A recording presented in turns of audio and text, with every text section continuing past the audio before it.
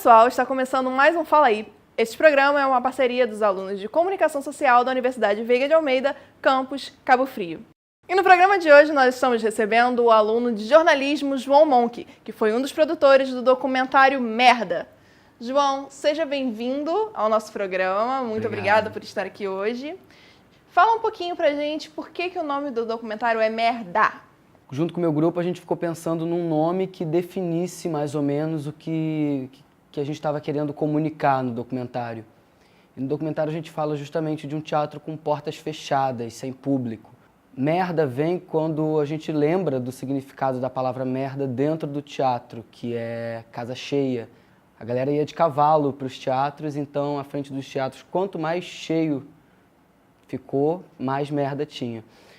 Então, acho que merda é a representação exatamente o contrário do que a gente quis mostrar no documentário, que foi o teatro fechado, que foi o teatro vazio e um movimento orgânico, natural de alunos que fizeram uma resistência mesmo. E João, qual é a importância para você da arte resistir, do teatro resistir, nesse atual cenário que nós estamos vivendo no Brasil? Cara, é fundamental, é fundamental. Eu acho que eu não saberia te explicar exatamente onde, porque na minha visão é muito amplo. Eu acho que a gente precisa de arte para escovar bem os dentes, para acordar bem, para ir bem para o trabalho, para lidar bem com as pessoas. Eu acho que a arte, ela é aquilo que te deixa disposto a enfrentar o mundo, que te deixa alerta, atento, te traz uma sensibilidade de realidade, sabe? Então, acho que qualquer coisa que a gente for fazer na vida, se não tiver um investimento pessoal virado para as questões artísticas, para as questões sensíveis da vida, eu acho que a gente se perde e acontece mais ou menos o que está acontecendo hoje com o Brasil. Uma galera muito perdida, uma galera que não sabe suas referências, não sabe de onde veio, o que aconteceu. Isso é falta da arte também, isso é falta de uma expressão livre, de um pensamento voltado para práticas culturais, para promover a cultura, para viver a cultura. Por isso que eu acho que a gente está se perdendo por tirar a prioridade do que sempre deveria ter tido prioridade, que é a cultura, a arte. E por que vocês resolveram abordar esse assunto da resistência do teatro? Foi muito engraçado a escolha do tema, assim. Existia já o grupo que ia falar sobre arte e, se eu não me engano, se eu estou bem lembrado, na época não sabia direito o que ia falar. E eu propondo uma parada que ninguém tinha comprado o jogo e no meu grupo tinha eu e mais outra menina. Eu sabendo que eles estavam falando sobre arte e etc., a Maíra, que já fazia curso de teatro comigo nesse mesmo lugar, ela não queria deixar eu entrar no grupo, ela não queria de jeito nenhum. E tá cheio. Não, eu converso com o Daniel, eu desenrolo. Até que eu consegui entrar. Acabou que eu e a Maíra, a gente meio que encabeçou esse projeto. A gente dependeu de uma galera, foi todo mundo muito útil, mas eu e a Maíra, a gente acabou segurando no peito essa responsabilidade, que no começo eu não achava que seria uma responsabilidade tão grande. Eu não achava que seria tão complexo fazer um documentário sobre um assunto que eu estava doido para fazer. E aí rola confusão dentro do próprio tema, o próprio tema se colide, as pessoas envolvidas se colidem, as pessoas do grupo, trabalho de grupo, se colidem também. Ter ele completo, ter ele pronto foi uma vitória, sabe? A escolha do tema foi uma vitória, a escolha da galera do grupo foi uma vitória, o documentário pronto, fazer cada cena, cada filmagem e cada roteiro, a gente foi muito vitorioso nesse documentário porque nos custou muito trabalho, sabe? E cada trabalho valeu muito a pena. Eu acho que a gente conseguiu chegar na linguagem que a gente queria. E você diria que o seu documentário tem uma linguagem mais cultural ou mais política? A linguagem do documentário, ela engana. O documentário em si, para quem não presta muito bem atenção no que está assistindo, engana. Parece que está falando de arte, parece que a gente está falando das coisas voltadas à sensibilidade, ao intocável, à construção de criatividade, mas não, a gente está falando de um tema muito político. A gente está falando de gestão, a gente está falando de administração da cidade de Cabo Frio. Cabo Frio passa por uma crise política e econômica muito forte. Isso divide não só a classe artística, como toda a cidade. O que a gente vê hoje no cenário político era mais ou menos dentro do Teatro de Cabo Frio. Uns professores concordavam com tal prefeito, outros não concordavam, e isso trazia um clima muito... que para a gente que estava estudando comunicação era claramente uma pauta, era claramente um tema que a gente precisava abordar.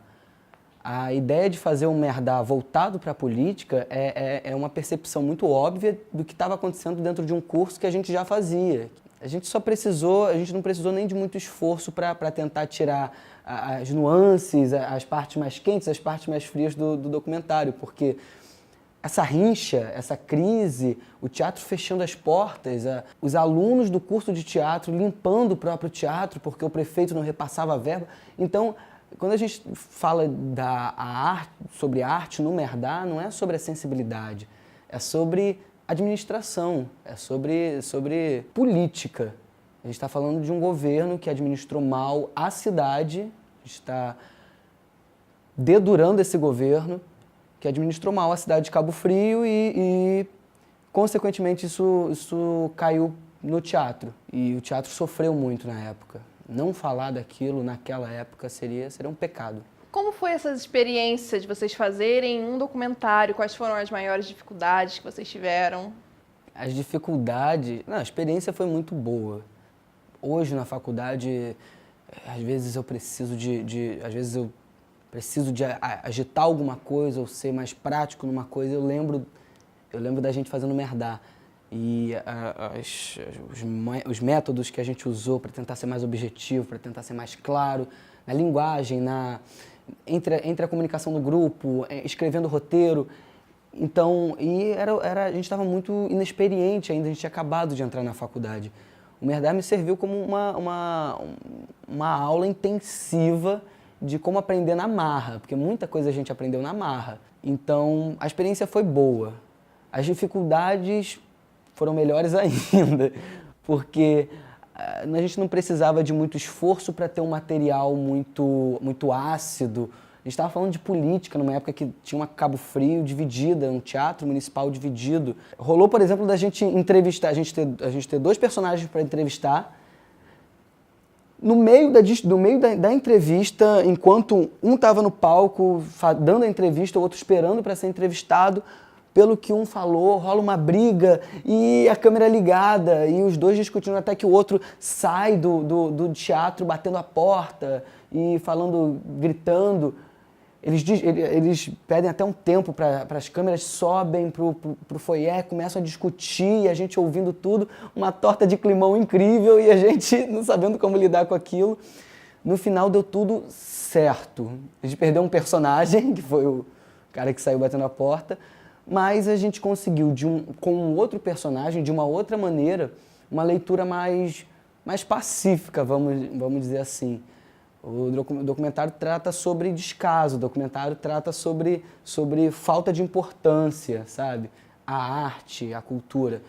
E tinha uma galera que concordava com a cidade naquele estado, com o teatro naquele estado. Tinha uma galera que não concordava. Isso a gente pode usar para todos os vieses que a gente aborda hoje. Mas, na época, isso foi muito difícil da gente lidar porque a gente não tinha experiência, não tinha jogo de cintura para aquela situação.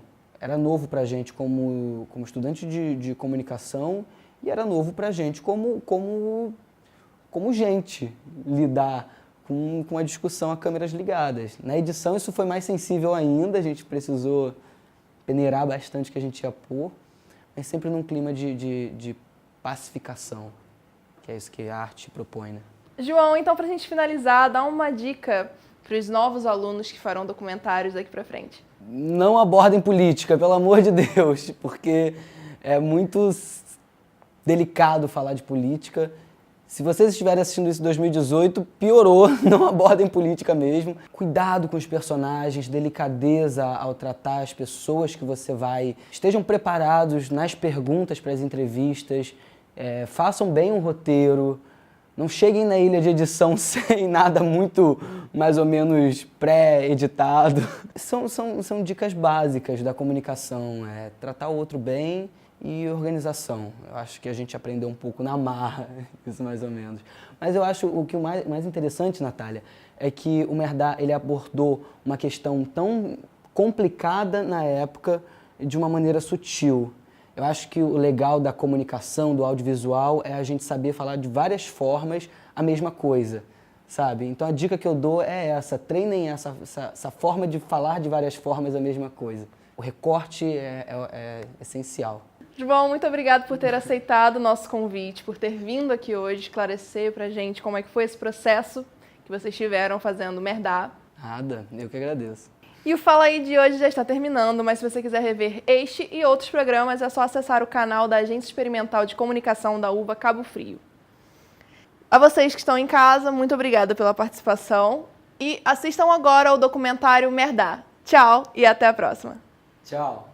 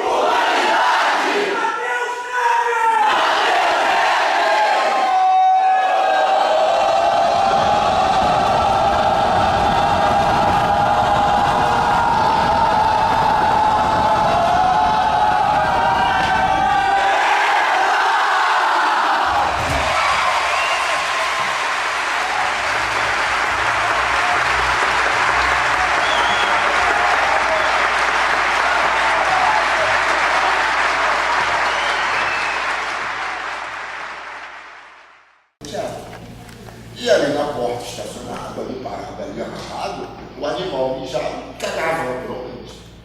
Aí você passava na porta e falava, pô, caramba, né? Significava dizer o quê? Que a casa estava cheia. Porque tinha muita merda na porta do teatro. É por isso que a gente fala merda pra você. Fala merda pra você, porque você tem uma casa cheia. E se tem casa cheia, tem grana, coisa que Mateus e eu não temos. É dinheiro. Tá? Então é por isso que a gente fala merda pra vocês. Resistência, para mim, é não arredar o pé. Aí que começou o caos.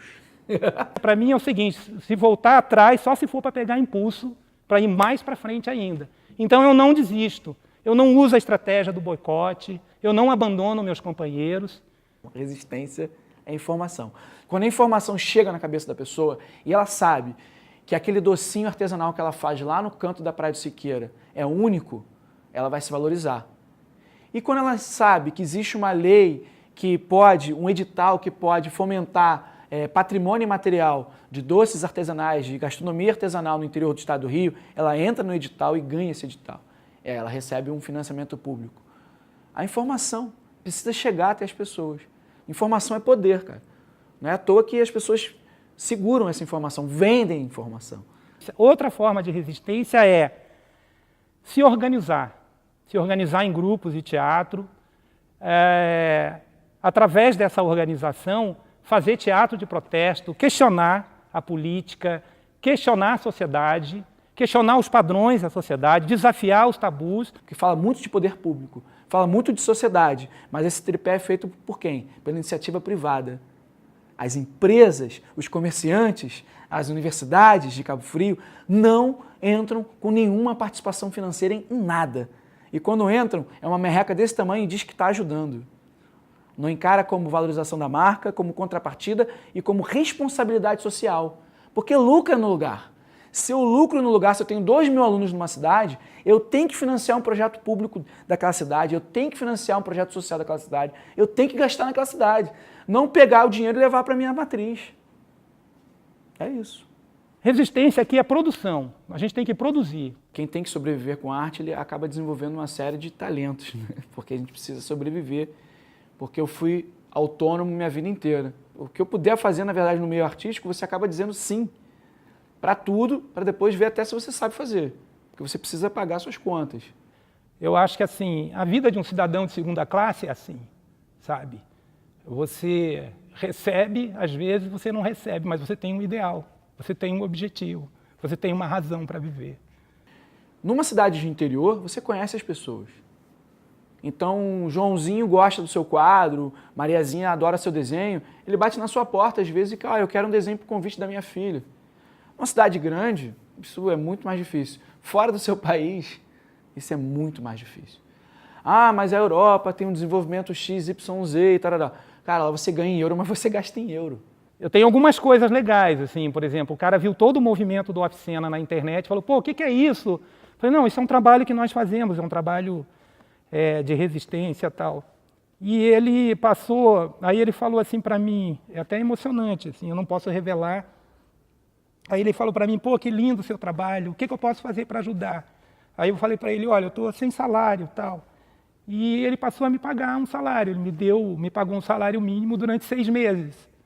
Então eu chegava aqui sorrindo, fazendo o meu trabalho, né, sem receber meu pagamento, mas eu estava recebendo uma ajuda de custo desse cara. Você tem que dizer sim, mais sim do que não. Você tem que aprender o que o lugar diz para você. Porque a vida é uma via de mão dupla. Né? Eu não posso chegar, não, eu só trabalho de 7 às 18. Pô, o cara marcou 9, você perdeu um trabalho. Tá? Se você tem alguém te bancando, tudo bem, você tem esse direito. Agora, se você está correndo atrás, e se você tem um ideal de propagar aquilo que você pensa, a sua arte, você topa meia-noite, você topa às 5 da manhã. Eu sou negro, sou ex-favelado, tenho diastema, eu estou sempre rindo quando falo, mas às vezes eu estou puto. E eu tenho uma profissão que não me remunera. Então, assim, o que eu faço? Eu passo o chapéu e eu tenho também pessoas que me ajudam. E aí você pensa bem, não existe estabilidade. O artista não tem um sindicato dos artistas plásticos que vai dizer, olha, cada quadro tem que ser vendido, porque é uma coisa subjetiva também. Entendeu? A arte e a cultura, quando a gente fala cultura envolvendo as manifestações artísticas como um todo, os saberes, ela é muito subjetiva. A gente às vezes confunde um pouco cultura com arte. O meio artístico é um meio específico de um fazer. Cultural é o conhecimento geral. A universidade é um meio cultural, o futebol é um meio cultural, os cantos, as brincadeiras, o trânsito, tudo é cultura humana. No meio artístico, o que a gente faz é a operação tartaruga. Por exemplo, a gente usa outras técnicas. A gente faz também, por exemplo, no Teatro de Cabo Frio, houve sim um movimento de resistência dos professores, mas de uma outra forma. Né? Não através da greve, através do protesto público. Nós tivemos o caso de uma artista aqui na cidade que fez um protesto público, que é a Thais Mureb, a quem inclusive eu parabenizo, né? Acho que ela teve uma atitude incrível de ir para a rua, protestar. Mas assim, esse tipo de manifestação não é comum na classe artística. Aí dizem assim, faça um concurso público que você vai alcançar a estabilidade. É o grande sonho das avós, né? Que seus netos façam um concurso público. Aí você vive hoje uma situação política nacional onde as estatais estão sendo fechadas, as leis trabalhistas estão sendo reformuladas, e não para o bem. O grande vilão é o capitalismo. O mercado não sabe valorizar isso no sentido monetário, financeiro, mas isso em conhecimento humano é incomensurável. Então, é difícil sobreviver com tudo. Tem engenheiros que trabalham no comércio, tem taxistas que são médicos. O mocinho, eu acho que é a solidariedade, eu acho que é o amor, a coletividade. Nós criamos um grupo para fazer essa gestão, né? Secretaria de Cultura. Mas a gente entrou cheio de ideias. Aí entramos com várias pessoas, inclusive, para chamar. Chama aqui, chama ali. Aí a gestão começa a mostrar a sua cara. A gestão diz, olha, mas não dá. Você vai ter que trabalhar não com XY, mas com Z e W. Quando você fala de gestão pública, você não fala de arte. Você fala de gestão, de administração. O curso sempre existiu. O nome do curso é circunstancial. Ele foi apenas por uma questão de marketing. Mas ele sempre existiu. Atrair mais jovens, principalmente das periferias, que era uma coisa que a gente queria muito. Nós queríamos montar grandes clássicos, atingir esses jovens e conseguimos, atingimos esse objetivo. Ali a nossa querida Keren Apuc, que é cantora, diretora musical, né, tá sempre brilhando no palco e agora está brilhando de uma outra forma. O que você acha dessa experiência? É isso que você esperava da sua carreira artística? É uma experiência única, né? Que a gente vê que tem que limpar os ares, tem que limpar tudo, para a gente poder atuar e fazer o que a gente quer, já que as coisas são tão conturbadas no mundo, né? A gente tem que se colocar, começar a trabalhar para colocar as coisas no lugar. Tudo depende de nós, né? Inclusive varrer o palco, limpar tudo depende de nós também. Quanto custa uma resistência? Principalmente uma resistência cultural. Custa uma vida. Você precisa investir sua vida nisso.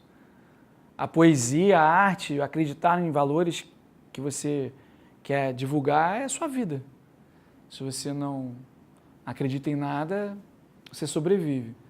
Se você acredita, você resiste. Você existe indo na direção que você quer. E aí, o que vier contra, você resiste. A gente tem que pensar o seguinte, o que é a arte do encontro hoje? Né? É eu sair de casa e ir a um lugar. Existe uma linha de ônibus que passa próximo ao teatro? Não. Existe segurança pública no entorno do teatro? Não. Existe uma política de subsidiar ingressos para que seja fácil acesso, barato para todo mundo? Não. Existe uma política de incentivo financeira mesmo pública de manutenção do próprio espaço para que a pessoa chegue lá, tenha uma acomodação correta, XYZ? Não. Olha quantas coisas contra esse encontro. É muito fácil dizer que o público desvaloriza o espaço, mas quando você não dá ao público o acesso. E quando você não dá o acesso também não só físico, mas de conhecimento, divulgando o teatro municipal, promovendo os grupos municipais, promovendo os grupos locais de dança, de teatro, de música.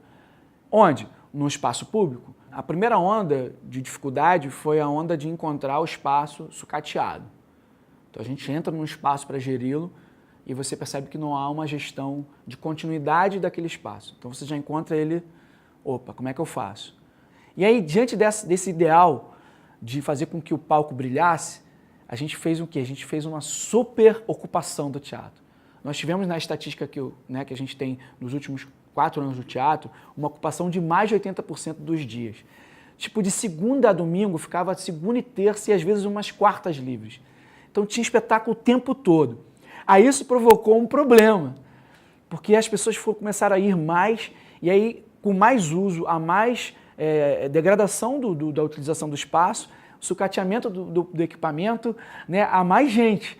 E a mais gente querendo pauta. A gente percebeu, por exemplo, que essa ocupação era de 80% a 90%, e só não era 100% porque segunda e terça a gente tinha os cursos. E eram segunda e terça de manutenção e curso, porque senão era 100%, era 150% de ocupação. Então a gente percebe também que o espaço era pequeno, é pequeno, o Teatro Municipal de Cabo Frio, para a própria cidade. Eu acho que deve haver mais participação de toda a população na hora da discussão do orçamento público municipal, né, que é sempre aprovado no ano anterior. Isso não pode ser gerido só pela equipe de uma prefeitura. Tem que haver uma consulta pública. Onde que a gente precisa investir mais em Cabo Frio? E isso está além de todas as políticas. Nenhum político consegue entender o coração de um artista.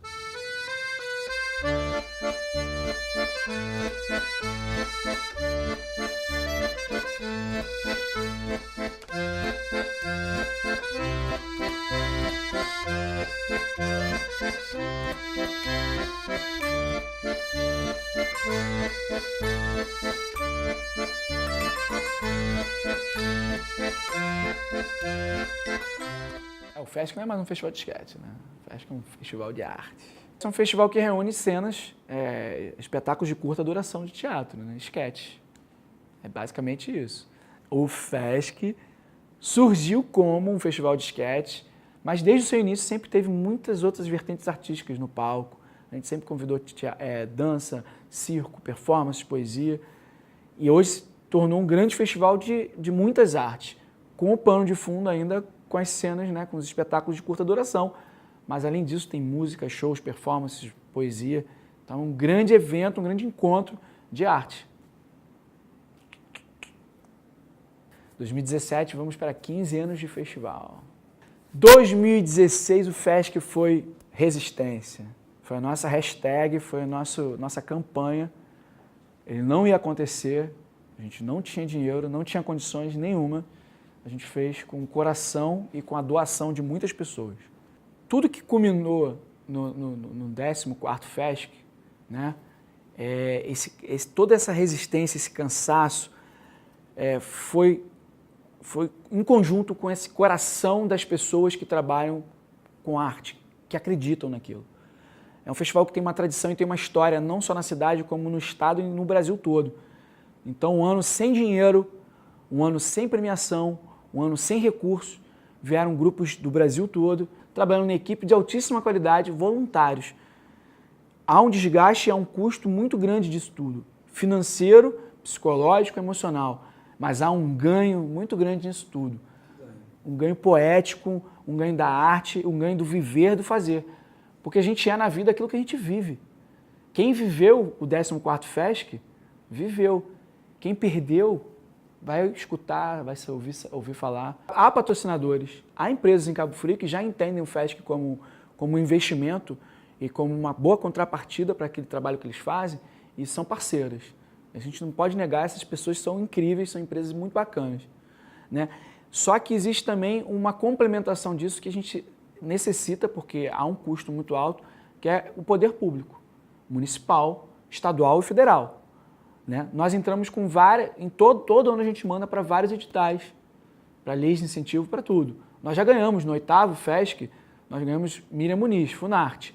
Mas esse ano, por exemplo, nós tivemos uma dureza total, porque inclusive esse ano nós não havíamos recebido ainda, né, o dinheiro de um processo de auxílio da prefeitura do ano passado.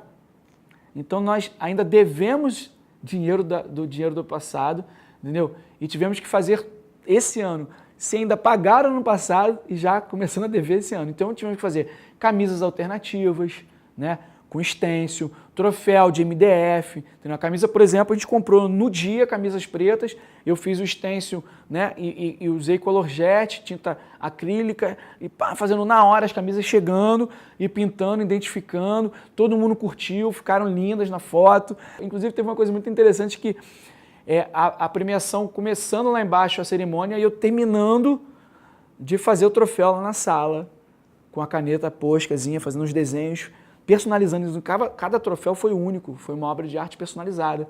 Cada um levou um objeto que com certeza é muito mais poético, importante e de mais peso do que se fosse padronizado, industrial.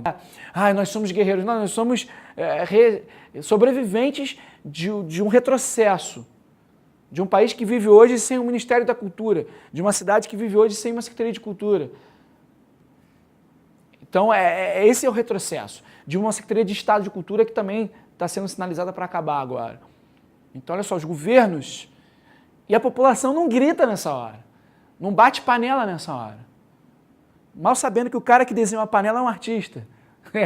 Então, ele bate no objeto artístico. Então não sabe nem no que bate, sacou? E quando ele bate, ele produz música. E por aí vai. No ano de 2016, a premiação do FESC não foi em nada. Foi troféu e certificado. Mas a maior premiação foi o FESC existir.